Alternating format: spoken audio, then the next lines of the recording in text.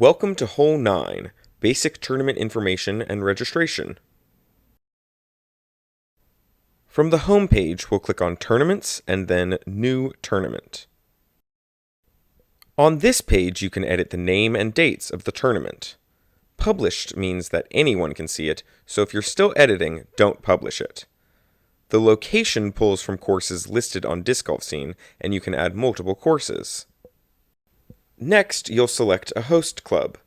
You can only select a host club that you're listed as a staff member of.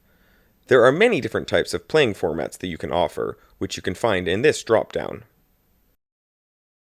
There are also different restrictions that you can place on what type of participants are allowed to play in the event, which you can find in this drop-down. Make sure to mark whether your tournament is unsanctioned or PDGA sanctioned. If you're looking to host your tournament registration on Disc Golf Scene, click Enable Registration and it will open a whole list of options for you. You need a verified PayPal account to host registration on Disc Golf Scene. We highly recommend that this is a business account. It's recommended that you have a registration start date at least a month before your tournament. Earlier is usually better, but too early can cause problems. Registration should close at least 2 days before the tournament, but again, too early or too late can cause problems. You can select as many or as few divisions as you'd like. Be sure to enter an entry fee for each division that you'd like to offer. If you know you'd like to have a cap on those divisions, you can enter that cap in now. Be sure to read the terms and conditions before continuing. Once you've filled everything out, click Register Tournament and your tournament page will be created. This will also create many options for you to fill out, which we'll go into in future modules.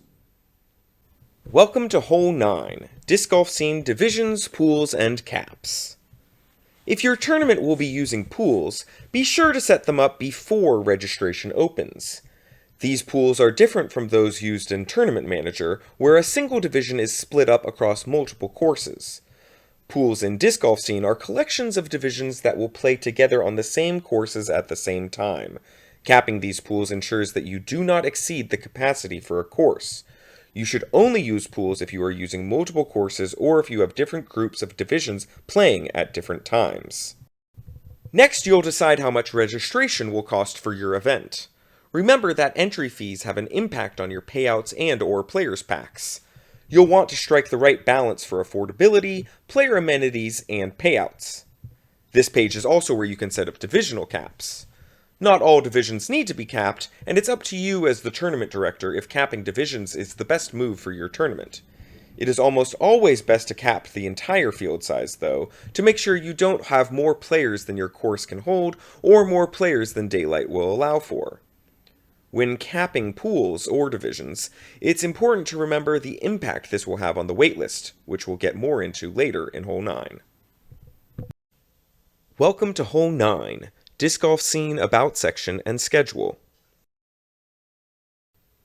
Before your tournament is public, you'll want to fill out the About section. You can access this by going to the Overview tab and scrolling to the bottom. Any information you can provide for your event ahead of time will save you from having to answer questions later. Players are always eager for information. The more you're able to provide for them, the fewer questions you'll have on your hands during crunch time of your tournament. The About section is where you'll want to put all important information for your event. It's okay if you don't have all the information you need at the beginning, but be sure to add to it as the event grows. While the About section should be filled with important information, the only information you must enter in are pass-through fees for your event. This financial transparency is mandated in the PDGA competition manual for the player's benefit, so be sure to list things like greens fees, TD fees, and park rental costs.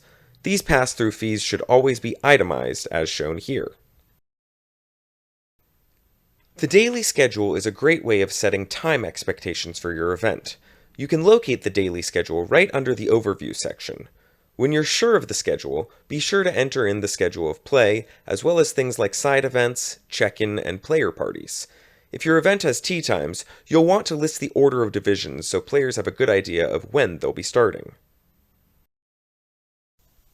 Once you have completed the daily schedule, it will appear in the About section.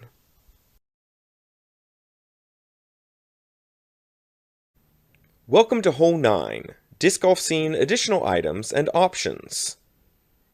The best time to gather information from players is when they're registering for the tournament.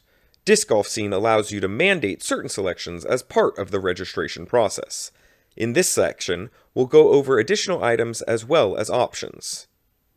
The main difference between additional items and options is that players may select additional items, but players must select options. To create an additional item, you'll go to the registration form section. Many tournaments offer add-ons such as apparel, discs, or mulligans. This section is where those would be added. During registration, players will have the option to select these items, though they do not have to select them. You'll enter in the item's name, a short description, the cost, and the total stock available. The stock listed is how many total of this item people are able to select until it runs out. If there is no limit, like for an ace pot, simply leave the stock amount blank. You can fill out the expires on field if the item is only available until a certain date, or if you need to order items by a certain day. You can also mandate that an item be selected as a requirement for registration up until a certain date. If there is information you need from players regarding items that are included as part of registration, such as lunch options or shirt sizes, this is the best time to collect that information. You'll give the option a name, a short description, and then list all the available choices. Generally, this will be something that you want to require for all divisions, but can make it available to just certain divisions. If it's something that you might want to be public, you can mark it as displaying publicly. You can also have your options expire on a certain date. Welcome to Hole 9, Disc Golf Scene Registration Schedule. This video will go about registration dates using a generic timeline highlighting general principles. It is important to always remember that what works for one event won't necessarily work for another, and to base your registration schedule on what works best for your event. Disc Golf Scene presents many options for different registration tiers. For this video, we'll focus on registration tiers for select divisions, minimum PDGA rating, additional items selected, and finally, open registration. First, let's look at additional items selected. This is the way to set up a sponsorship, which we created in our last video. To set this up, we'll select our dates for registration and then make sure that we've selected the additional item. Sponsorship is one of the only registration tiers you'll want to add an end date to, making sure you have enough time to adjust your caps to comply with 102C3 of the PDGA competition manual.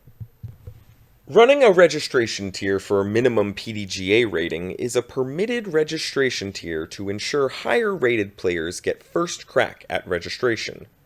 To set it up, you'll select the divisions the tier applies to, as well as the minimum rating allowed for registration. The last early registration we'll do is a tier for women.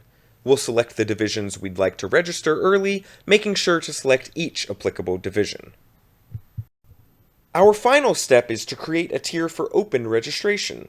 This will allow all players to register regardless of their sponsorship add-on, rating, or division they're playing. We'll make sure to add an end date to registration to make sure our final days preparing for the tournament aren't spent monitoring registration. Once we've created all of our registration tiers, we can see the entire completed registration schedule.